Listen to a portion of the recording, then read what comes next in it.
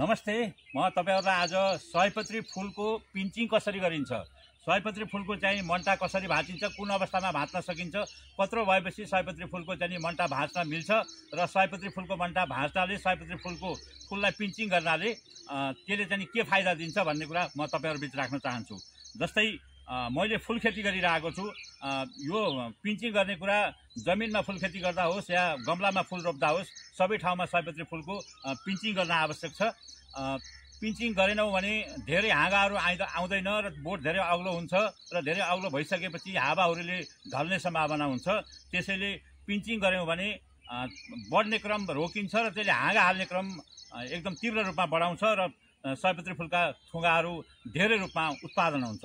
जस्तै यहाँ हेर्नुहोस्, सयपत्री फूल कुन अवस्थामा कति बेला पिन्चिङ गर्ने भन्दा सयपत्री फूलको हाइट जस्तो कि यहाँ तलबाट हेर्नुहोस्, 1 आँखला, 2 आँखला, 3 आँखला, 4 आँखला, 5 आँखला अनि यहाँ 6 आँखलासम्म भइसकेको छ यो बोटको।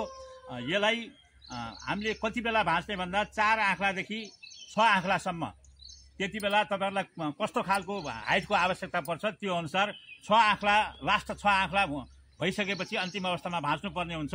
हामीलाई धेरै होचो चाहिएको छ भने 4 आँखला हुँदाखेरि पनि हामीले भाँच्न सक्छौं। मैले यति बेला मेरो सयपत्री फूलको 6 आँखला भइसक्दा मैले यसको पिन्चिङ गर्न गइरहेको छु। म क्यामेरालाई अलि नजिक जुम गर्न अनुरोध गरेँ। जस्तो फेरि तपाईहरुलाई गनेर देखाउँछु। 1 2 3 4 5 6 आँखला यहाँसम्म आयो र 7औं आँखलामा पुगेको छ। मैले 6 आँखलादेखि यसलाई यसरी पिन्चिङ गरेँ, यसलाई चुटेँ, यसलाई चुडालेँ र अब यो मुनि चाहिँ 6 आँखला छ। 6 आँखलादेखि यसका शाखाहरू आइरहेका छन्।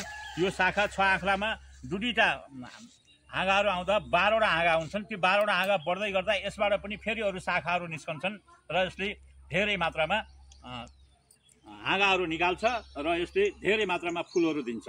हामीले यो पिन्चिङ गरेनौं भने यसको हाइट बढ्दै जाने र हाइट चाहिँ बढी भइसकेपछि यसको लोड बढी हुन्छ। धेरै फूलहरू फुलिरहँदा यसको चाहिँ यो बोटमा चाहिँ फूल धेरै भएको कारणले लोड बढी हुँदा यो ढल्न सक्छ अथवा हावाहुरी चल्दाखेरि यो ढल्न सक्छ र बोट ढलिसकेपछि यो नराम्रो देखिन्छ।